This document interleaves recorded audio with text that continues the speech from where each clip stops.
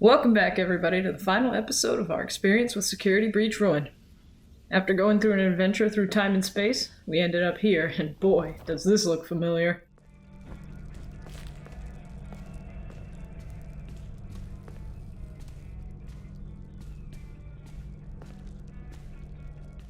Princess Quest 3? Check.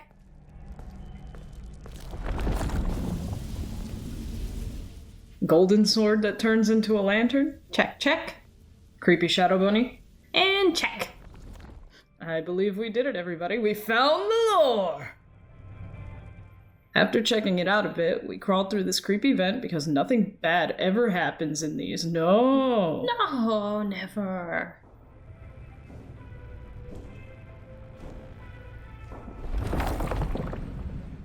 This bunny scared the crap out of me.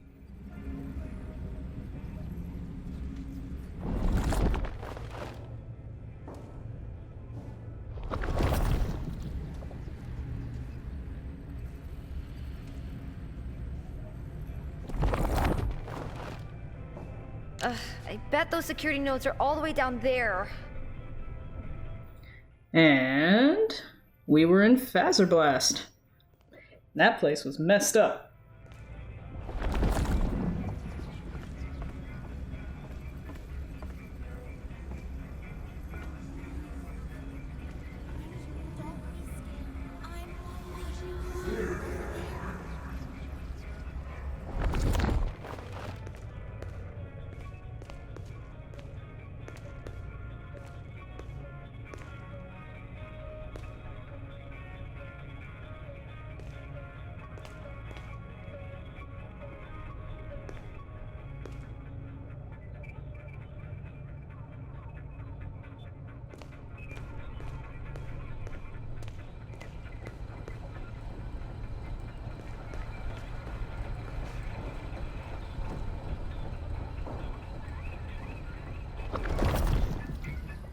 There are way too many hints at our buddy Freddy not being our buddy here.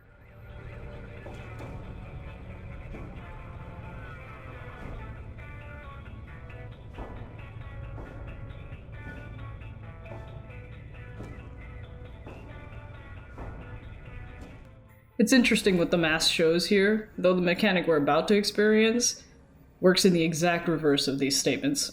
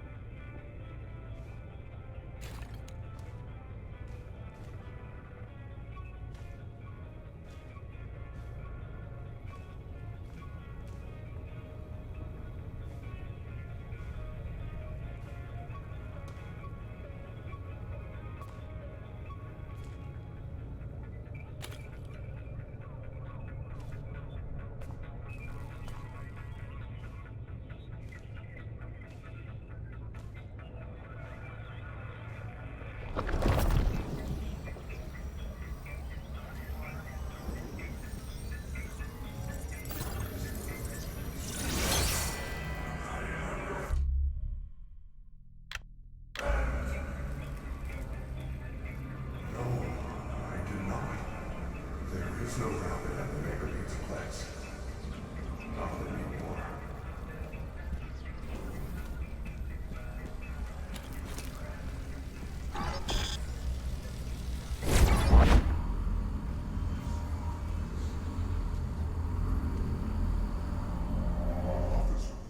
We grabbed a collectible and jumped through a portal, only to be met with a security note that needed to be solved quickly because the mask was once again stuck.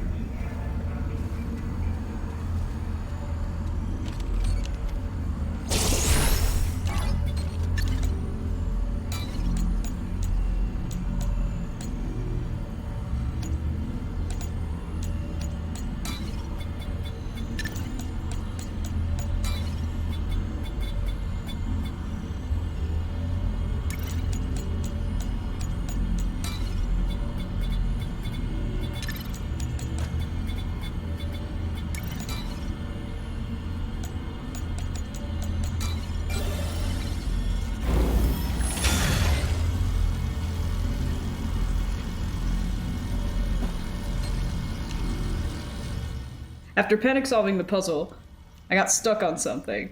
I have no idea what I got caught on here, but I thought I was so dead. Alas, I escaped and got the damn mask off.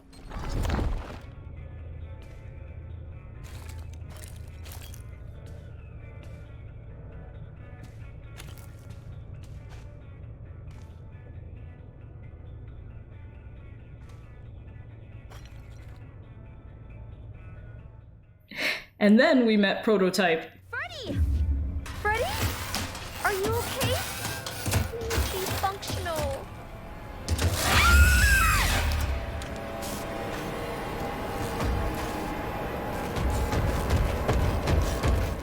And died, for science. Totally wasn't faster than I was expecting. No.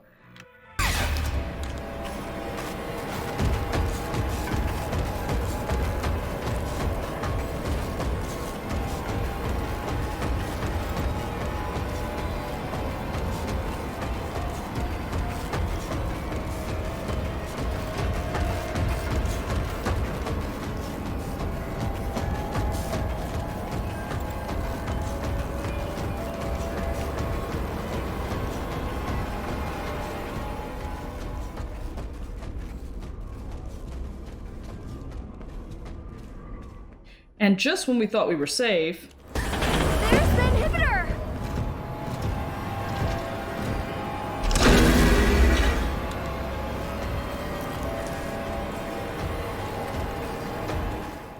I tried to creep through here, but... I guess not.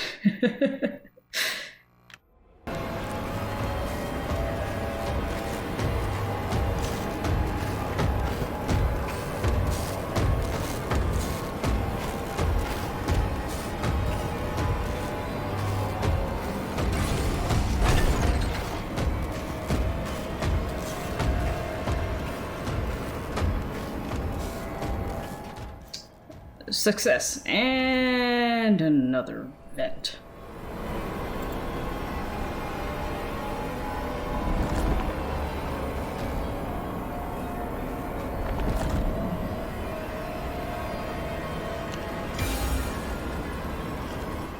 This guy!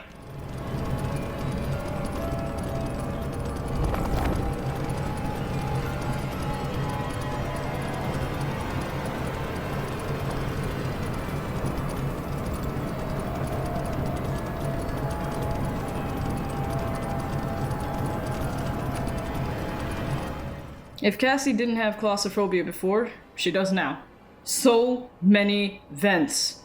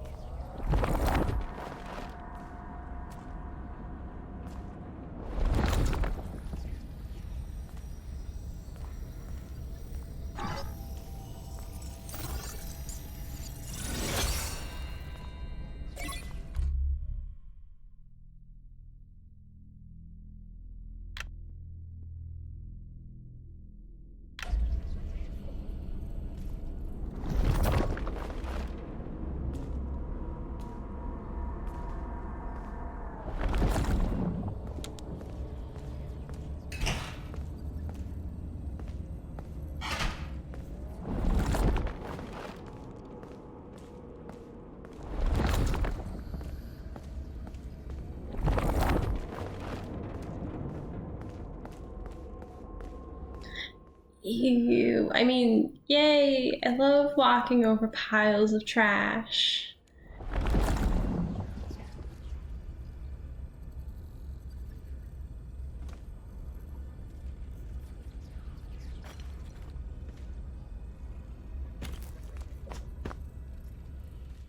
A short stroll for a collectible brought us to this party garage where... Cassie, can you hear me?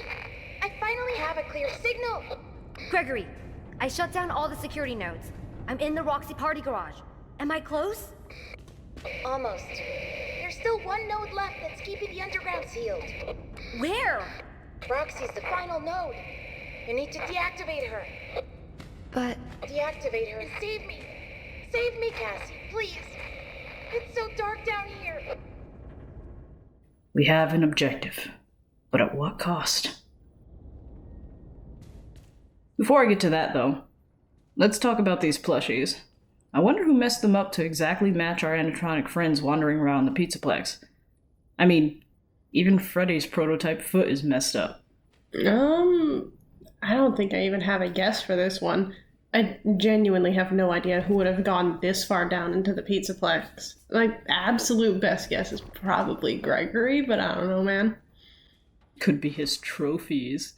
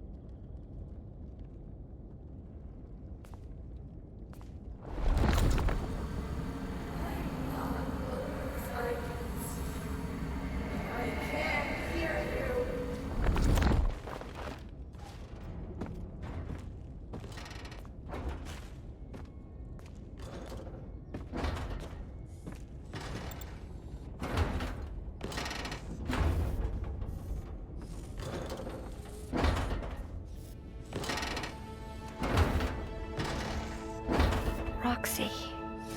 Cassie. Cassie. Welcome back, Cassie. You remember me?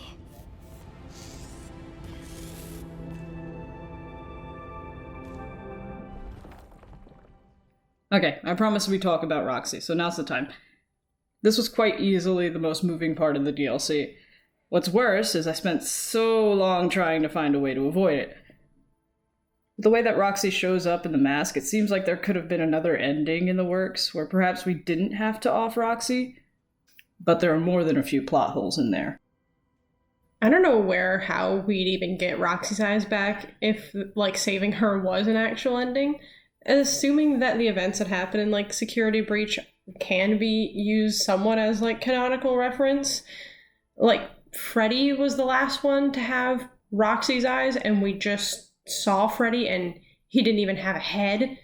So I don't know what to make of all of that, or, like, if it would even be possible to have as a second ending. But I really do wish that we got to actually save Roxy. I mean, all spoilers are out at this point, and Bonnie's eyes are in the game. And they do seem to be functional. But it doesn't matter. There's no choice here. I'll leave you the scene that made us both get pretty emotional.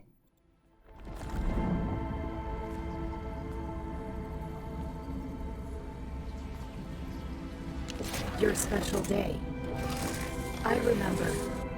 Your special day. Do you still like carrot cake? It has been some time since I saw you last. If I remember correctly, it is on the 11th. I remember because you are number 1. Twice. Have you booked your party? I'm sure your friends will show up this time. I mean, come on, Steelwool. This is just mean. How could anyone want to hurt Roxy after that speech? And look how cute she is with that little cock of her head. The animators, again, nailed this one. At first, I thought Roxy was recalling Cassie winning some party games twice, but then I realized that it's actually a reference to the number 11, and it's just a cute way for her to remember Cassie's birthday, and God, it's so cute and so sweet of her. We also made carrot cake that week in honor of this, so, you know.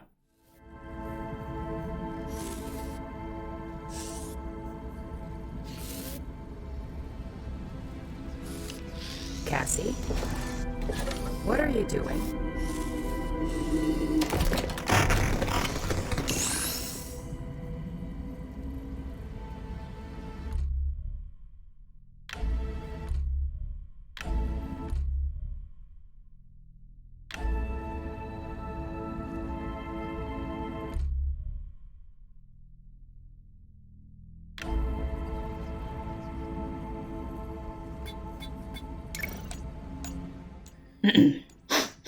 So anyway, we committed the ultimate betrayal, and were rewarded with the easiest puzzle ever just to rub it in.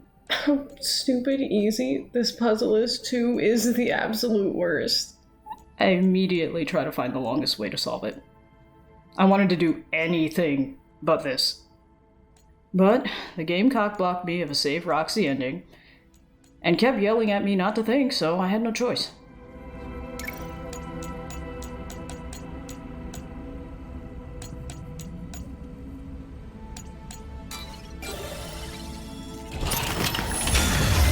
Sorry. I love carrot cake. Happy birthday, Cassie. Roxy. I'm sorry. I'm so sorry.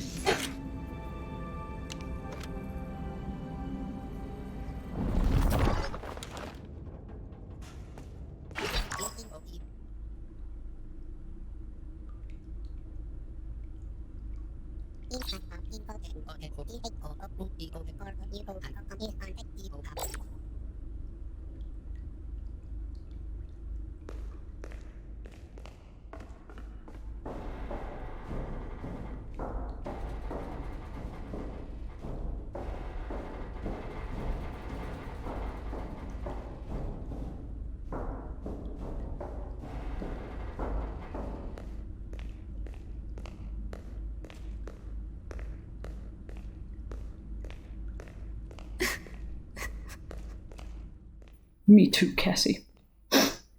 But we had to push on. I will say, Cassie is quite tough for a little girl. She goes through so much when she thinks her friend's in danger, and she never gives in, even though it's clear that it's weighing on her. I mean, Gregory must mean so much to her. He's got to have meant something to her just through, like, how much Cassie goes through just for him. Judging by the cutouts that we saw earlier on, I'd like to think that maybe they met at the party that she had that no one else showed up at. Yeah, that would have been really cute for them.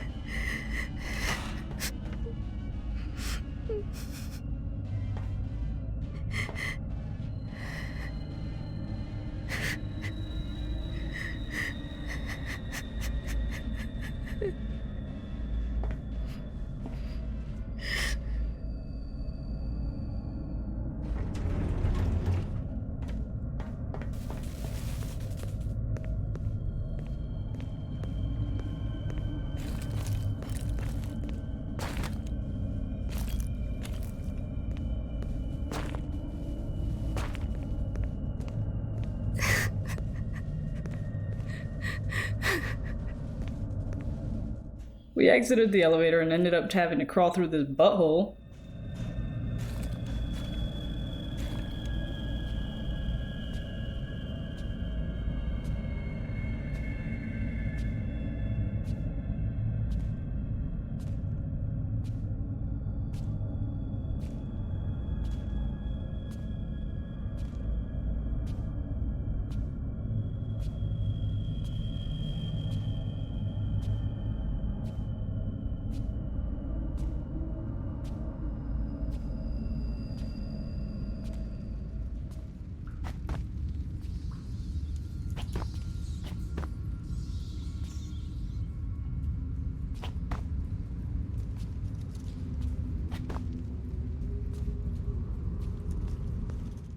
And we get pooped out here, which leads to a pretty sick bioluminescent cavern with rust-colored water.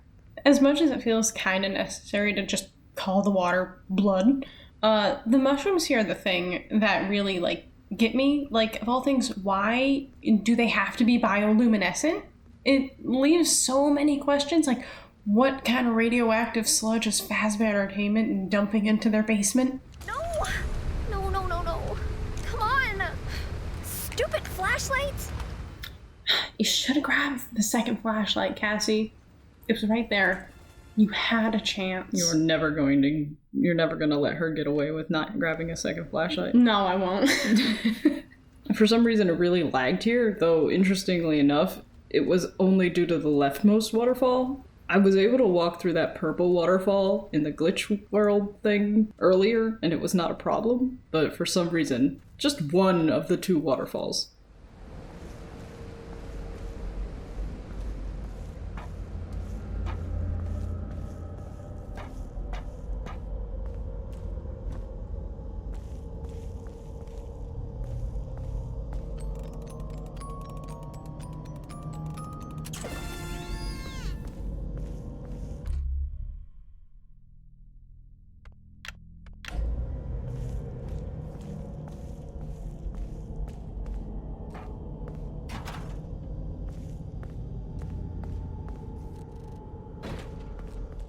Someone left breadcrumbs for Cassie to follow in the form of Faz tokens. I mean, like, some of them aren't even hidden. Yeah, like they're just right there, like waiting for some kid to want to come and pick them up. Again, my best guess for anyone that couldn't do anything this far down, Gregory. Could be a cryptic warning. They are used to get pieces of story from... I am a candy cadet. Come get your candy here. I have candy all day, every day. Candy, candy, candy, candy. I didn't get all the tokens, but here's the story I got uninterrupted. You're welcome. Now I will tell you a story about a mother and her little boy who lived alone in a cabin in the dark woods. There was a monster in the woods, but the mother caught it and kept it locked in the basement. The monster always made scary noises at night, but the mother would tell the boy not to worry because it could never get out. Then she would sing the boy a lullaby to sleep. One day, the monster stopped crying and instead listened and learned the lullaby. If that isn't foreshadowing, I don't know what is.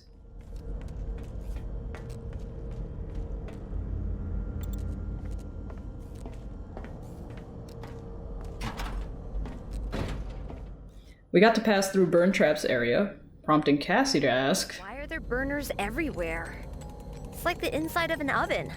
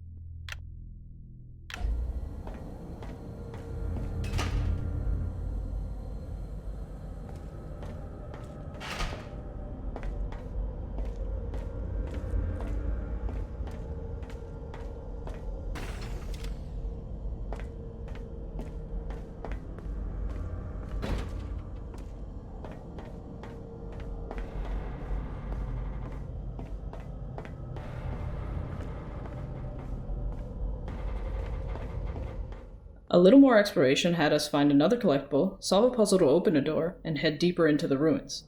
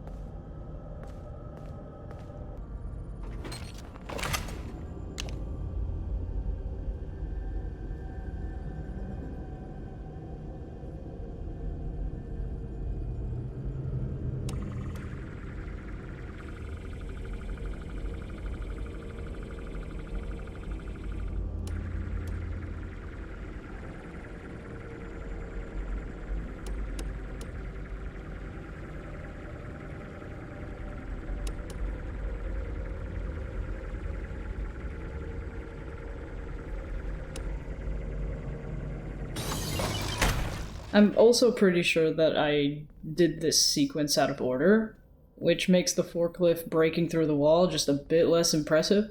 I'm not sure if it's a bug or what, but I was pretty confused.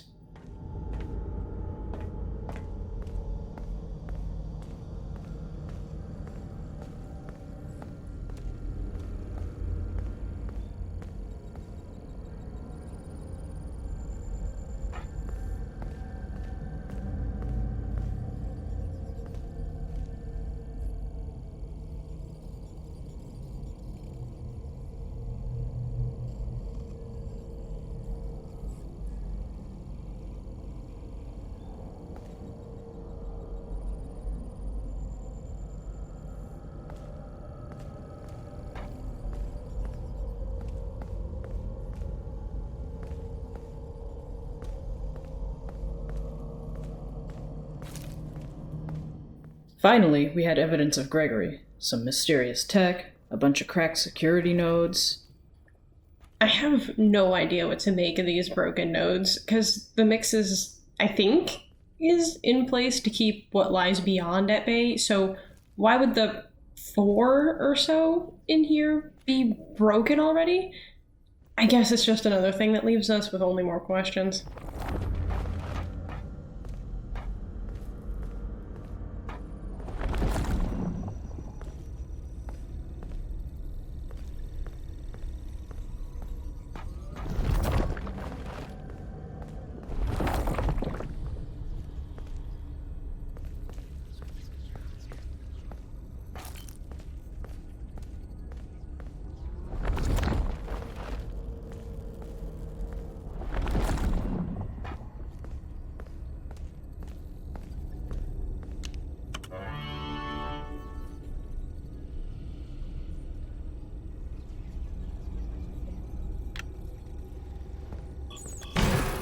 Nonetheless, we took one last good look before proceeding with the only thing left in the room.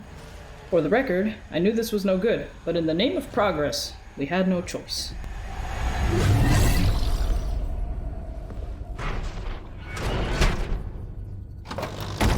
Gregory! Gregory! You okay?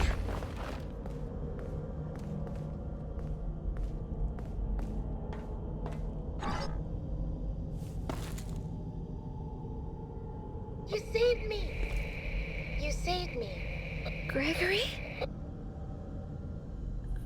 I'm Gregory. You're not Gregory. What are you? I'm Gregory.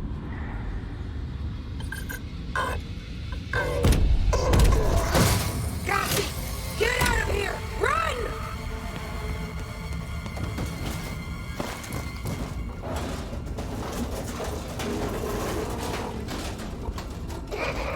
Cassie, you? I mean, really you. I've been trying to reach you all night. I'm not at the pizza place. Something's trying to trick you. You're a bit late. Plot hole of Roxy being here aside, that was pretty cool. This is you for real. Is there another option? You need to get out of there now. How? My friend has access to the building maps. Just follow the instructions.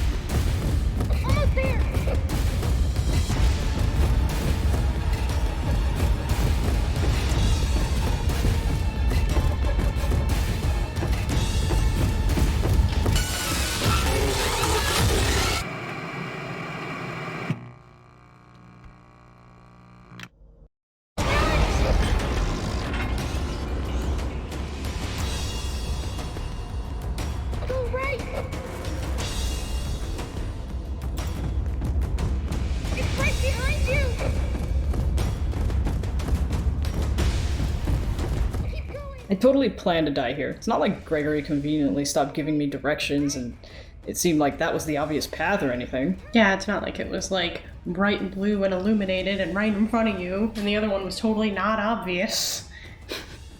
Ah well, at least we got a look at the Mimic.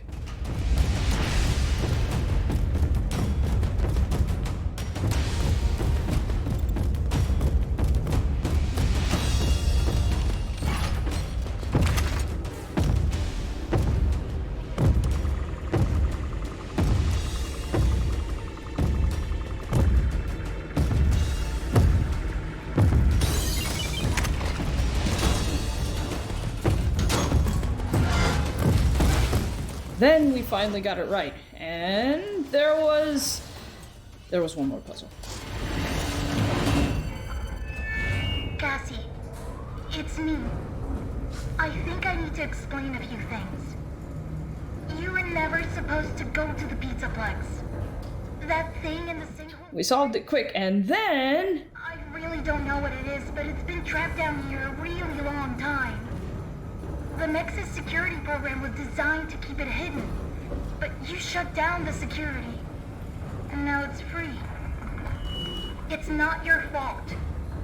I know you did it for me, to save me, but we can't risk being followed.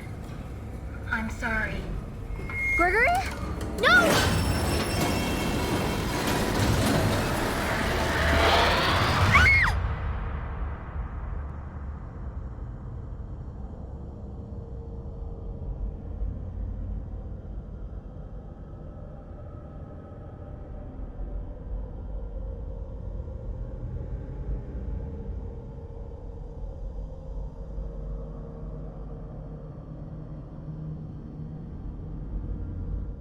Phew! Now, this is the first time in a while that a game had my jaw literally dropping. I mean, Gregory just straight up murks Cassie, right? Holy shit. This has me really excited for some follow-up, and if it is in Help Wanted 2, even better. I love VR. And when Roxy calls out for Cassie, it gives me some hope for her and whatever we'd see next. I'd be pretty sad if Cassie was totally gone. I really like Cassie. I liked a lot of what this DLC had to offer. In terms of story, it was a lot easier to follow, and I felt more compelled to follow it. That isn't to say that it wasn't rife with muddy details, but it still made the players feel for the characters in a way that the base game didn't. I'm so happy that we got to see one of the animatronics being friendly with a kid. And I know that we see Freddy nice to Gregory in Security Breach, but it felt different with Roxy. I think it's because she and Cassie already knew each other. It reminded me a lot of how the character meet and greets go at Disney, where the actors have to be very friendly and familiar with the visitors. But I think it feels even stronger here because the animatronics are, well, robots. So they store memory differently, and because of that, they can remember each and every kid that they meet, like actually remember them. This also just makes me wish that this was real. Okay, wait, I mean, the idea of the Pizzaplex and animatronics that remembered you like a friend, even if you only visit them every now and then, not the murder and the horrors. I don't want that to be real. I mean, I've always wanted, like, a FNAF location to be real. Obviously not the horrors and stuff as well, but yeah, I would love to even just be at a general Chuck E. Cheese like location that just was themed after FNAF, but a Pizzaplex would be even cooler. But back to talking about the characters and how relatable they were, I was kind of annoyed by Gregory in the base game for his wanton destruction of the animatronics, but Cassie felt like such a good friend. In a way, she redeemed Gregory by caring for him so much. I mean, he had to have some worth if she was fighting for him so hard. I will say, like, I do kind of relate to Gregory a little bit, or could kind of relate to him more in this because of seeing the comics that Cassie said that he drew. Humble brag. But I still think that Gregory's a little shit. Cassie's elevator fall aside, he was way too eager to just start ripping apart Freddy's friends and upgrading him with them. But of course, this experience was not without its gripes. The plot had been kind of spoiled by the books, and I kind of wish I went into the experience blind. I wonder if I would have picked up on Grimmick's antics, or if I would have been surprised in the end. Nonetheless, we'll be avoiding theories until after playing Help Wanted 2. Another thing that bothered me was the emphasis on puzzles and the lack of threat in the main cast of animatronics. There were a few scripted scenes with them, but gone were the hide-and-seek mechanics of the base game. I kind of wish some of those higher-risk encounters were sprinkled in amongst the puzzle solving. I know that it was Steel Wool's response to critiques that they got from people who played the base game, but I do think that they kind of went a little too hard in one direction, and I feel like they could have mixed the two. Another thing I struggled with was clarity of instructions, and it could just be that I'm a big dum-dum, but when I'm told to follow data paths and I see glowing squiggles in the sky, I'm gonna think that that's what I'm supposed to follow, not the low contrast wires coming from the node. I think I might have been more likely to know what the hell I was doing if I was told to follow the data cables feeding into the bottom of the node. I just think that it's like little changes in the descriptions or of the instructions that could actually help guide the players better. I do realize that commenting on the flaws of the game might come across as me not enjoying it, but that couldn't be further from the truth. I really enjoyed the experience, and the DLC was a huge improvement over the glitchy base game that it was built over. For the record, I didn't hate Security Breach Base either, but when it came out I was pretty disappointed. It's my hope that Steel Wool continues to improve and finds a balance between these vastly varying experiences. Even though I didn't actually play either base Security Breach or the DLC, I feel the same. Like, Security Breach and Ruin they have their ups and downs, but I feel like it's good to point out the downs when you care a lot about something and you know that it can be better. I've felt like this about plenty of games that we've liked before. Steel Wool clearly cares a lot about FNAF, and everyone there really puts their hearts and like souls into these games. It's kind of obvious, like when you actually either watching someone play the game or actually getting to play the game. I mean, I will say I did play a little bit of VR. It was the less scarier parts, but I did play a little bit of VR, and I can tell that they like it through that. But I mostly watched Damien play because I was too scared. Oh, and with the second Help Wanted right around the corner, which I still can't believe is actually something that we're getting, let alone the fact that we're getting it this year, I really can't wait to see what they do with it this time around. But with that, we thank you, Steel Wool, for the game, and to those who have been watching, we really appreciate it. If you've enjoyed yourselves, please consider subscribing. We'll be playing more FNAF and doing other fun stuff as well in the future, and we'd love to have you along for the ride. And, I mean, if there's any other games that you guys wouldn't mind seeing us play, you can leave that down in the comments below. We'll see you then.